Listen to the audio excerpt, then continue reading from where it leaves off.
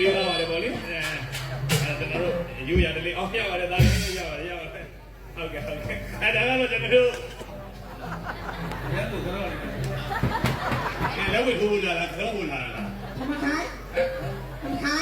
ဒါမကိုင်းနိုင်ဘူးသွားနာနေဘူးဘယ်လဲကျွန်တော်ဘာသာပြန်ခိုင်းနေတာလေဘာသာပြန်ပြောပါလေတဲ့အဲ့တော့ကျွန်တော်တို့ပြိတ္တကိုကျွန်တော်တို့မိတ်ဆွေစကားလေးပြောပြပါမယ်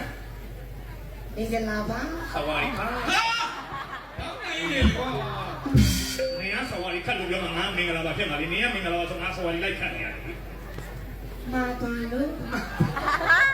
ငါတလုံးမှမတဘူးပြောတာတော့ဘာမှလုံးလေးစိတ်ချိန်နေပါဦးလားเป็นมาลู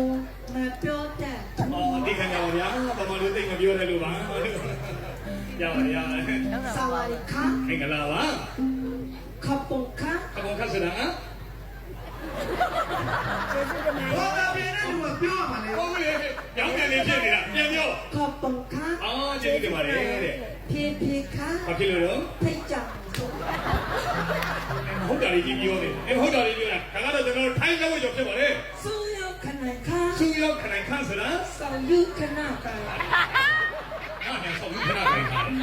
ထိုင်းလို့ပြောမမပြင်းတဲ့ဆိုင်နဲ့ဒီတော့ပြပါ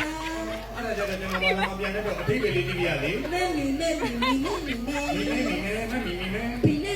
နဲ့ဒီမကူပါအထိပ္ပယ်ကပြင်းတဲ့စီနဲ့ကြိုက်တော့ကဘူးလုံးပြီးတော့မယ်ငါလုံးပြီးတော့ငါစိတ်ရှိတယ်နော်ဟုတ်ကဲ့အားလုံးကျေးဇူးတင်ပါတယ်ထိုင်းလို့ပြောတာထိုင်းလို့ပြောတာပါထိုင်းလို့ပြောတာမာနီဆိုတာကလာအိုလာအိုပိုင်ဆိုတာကတွားမတွားနဲ့မပိုင်နဲ့မပိုင်တပါ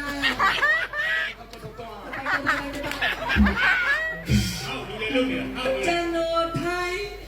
ညိုပြမပီရောက်တော့မင်းစကားတစ်ခုနဲ့တစ်ခုဘာလို့တင်းနေကုန်လို့ချားနေပြမလို့မပြောတတ်ပါ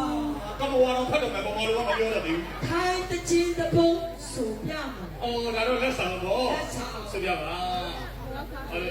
ปีนังกูต้องการหนูใจเตะฮักก็ปานโนเตะโยก็ไม่ปานนั้นดีปีนังกูต้องการหนูใจเตะฮักก็ปานโนเตะก็ไม่ปานนั้นดีคนที่เล่นแบบเล่นลงแต่เล่นก็หนาเตะแต่เล่นไม่ได้จ้าอย่าไม่มีใจ